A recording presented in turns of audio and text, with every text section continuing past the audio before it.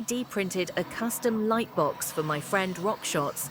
It's a bold black frame with crisp white lettering built right into the face and a separate back cover to seal everything up. The print is straightforward, the frame in black PLA, a quick colour swap or inlay for the letters in white, and a flat back plate that mates cleanly to the frame. After the parts cool, drop a compact LED light into the cavity, no diffuser needed, then close the back and you're done. Because the lettering sits on the frame itself, the look is sharp and graphic, and the single LED gives a clean, punchy glow. Set it on a desk for streams, on a shelf in the studio, or bring it to events.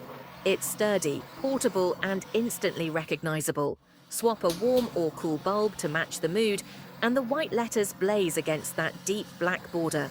Simple print, simple wiring, big impact, made for ROCKSHOTS and ready to shine.